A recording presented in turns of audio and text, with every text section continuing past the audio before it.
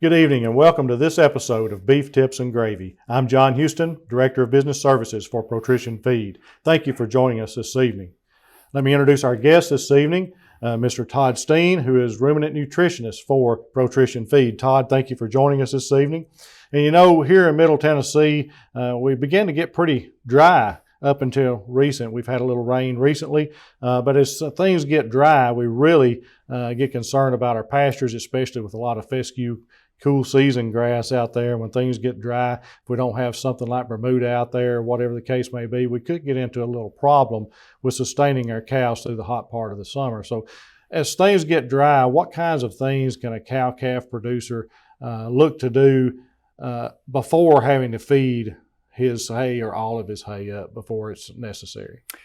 Well, one of the first things that we think about at this time of the year, particularly if we start getting dry, is how hot is it, and what kind of heat stress are our animals experiencing here? And it can happen.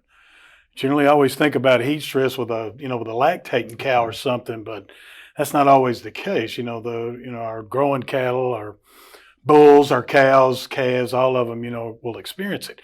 One thing to remember now, when it gets hot, remember now cattle don't sweat like you and I do, and a lot of their cooling mechanism is via panting, and so the respiration will get very, very high, and as they try to expand their lungs to be able to get the heat out, the vascular system will expand to try to be able to to have the gradient to be able to get rid of some of that heat.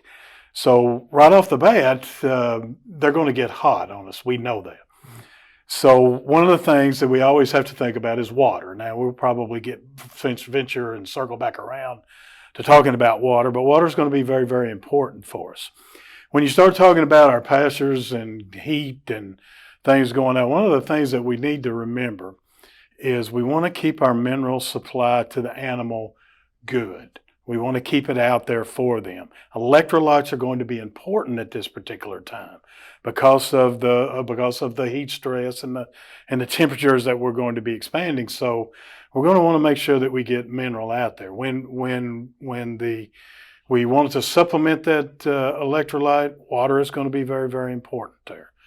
The other things to be contemplating is when we get hot through the summer, perhaps there's less cloud cover out there, so we have more radiant sunlight coming down on our animals. So keeping them in the shade, particularly during the hotter parts of the day, is going to be important, whether it's up in the woods, whether or not you've made some kind of artificial shade for them.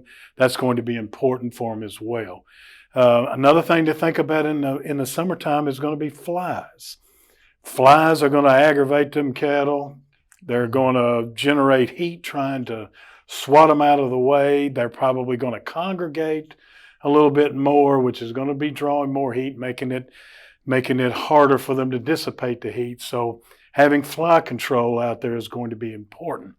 One of the other things, particularly on my farm, John, that happens to me in the summer is my pond is fairly stagnant without some pretty good rainfall.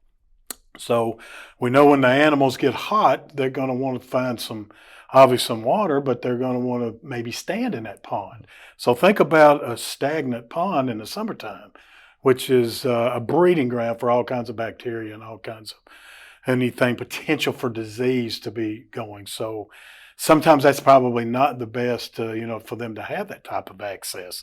So it's very important to remember the whole water thing and how clean and fresh it is. Now, if you don't have a good water supply and you're actually supplementing via tanks or something like that, remember what an animal can drink. The old rule of thumb was always in the wintertime, 1 gallon per 100. And in the summertime could be as much as 2 gallons per 100, particularly if you've got some of those later spring calving cows that's going to still be lactating through this time frame.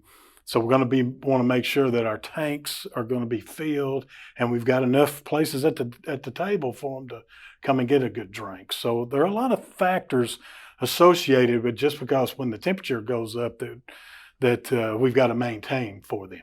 Another consideration you were talking about with perhaps pastures or kind of melt down and get dried up and what have you. And there may be some supplemental feed that might be involved in here, particularly if we're stockering our calves or even creep feeding or whatever. One of the things to contemplate about that is the timing that you might want to feed, that it would probably behoove you later in the day, or maybe in the cooler of the morning, or cooler in the evening times. Remember now, a lot of the digestion that we're going to see is probably going to happen overnight anyway. So maybe not feed them, in the later morning, middle of the day, early afternoon type things. That it might be better to do it in the cooler of portions of the day. So, a lot of people, what they'll first think is that, well, let me just get some range cubes, or let me get a tub or something like that to help. The thinking is that'll help extend things. And talk to me a little bit about, some of these things can actually increase the desire for consumption, right? Correct. That is correct. Putting out, some range cubes out there, supplement the energy, supplement the good energy status for the animal, is always a good thing.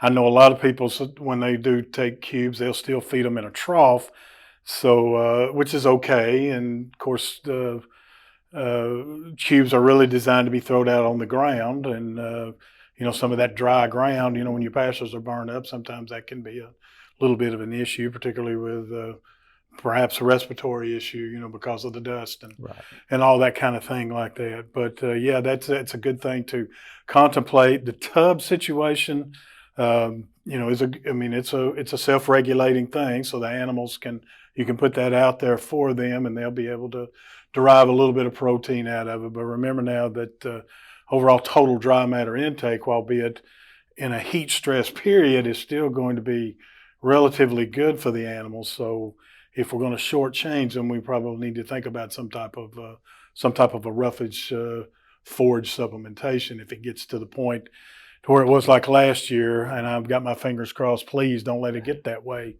Certainly don't want to go through another year like that. But if that is the case, we would want to start supplementing some type of roughage there. So when you talk about, let's just move into our hay, even though we don't want to feed it yet, but we're taking it up now.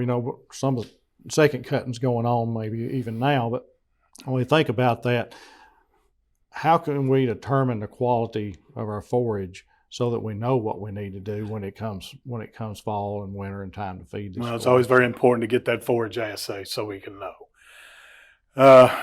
Some of the pastures that I've seen this year and some of the hay that's been taken off has looked pretty decent there.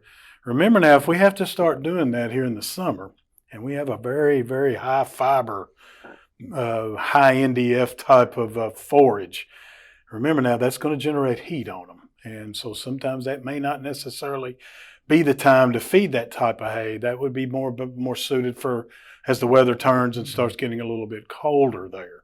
So it might behoove us, if we're going to have to get in there and start feeding something, that it might be better to feed our better stuff, lower fiber stuff, or maybe even the cubes, as you had mentioned before, might be a little better way, and particularly when it gets hot.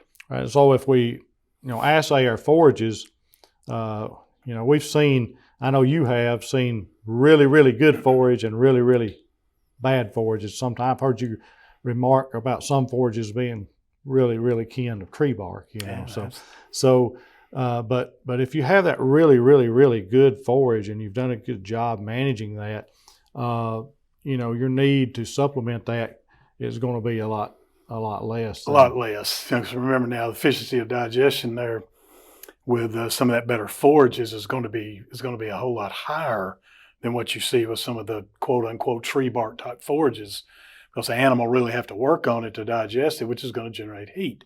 So some of the better lower fiber type forages, they're going to carry more energy concentration there, and digestion is going to be a whole lot better. So that would be the time to do it. If you have to start supplementing in the middle to later summer periods or whatever, we're thinking about our environment because of the heat and what have you, and hopefully we do have some forages to be able to meet the need there for that. So the forage assay will give you a real quick clue. Assays anymore, really are not that bad. You get a whole lot of information for something that might be $20. Right. So it's a good thing to have. So as we kind of wind up, Todd, we know it's going to get hot. We're in Middle Tennessee. We know it's going to get hot. We know it could get dry. We know someday in the not too distant future it's going to get cold. But the key is being prepared. The key is being prepared for all of that, doing what it takes to be prepared, keeping things around the farm clean, in particular when it comes to water, especially if we're watering out of open stock tanks. Some of the automatic waters, with the ball tap Richies or Marafounts or True Test or whatever the case may be, will help prevent some of that problem with a stagnant water source. But being prepared, I think it would be the key to a dry, hot summer, a cold, hard winter. So just being prepared. Todd, I appreciate you being with us today. Appreciate the insight that you've shared concerning how to be prepared and things to look for. And we look forward to talking again. And we'll tell our audience, if you have questions about beef cattle or anything to do with livestock, see the folks at your local farmers co-op. Thanks for joining us this evening.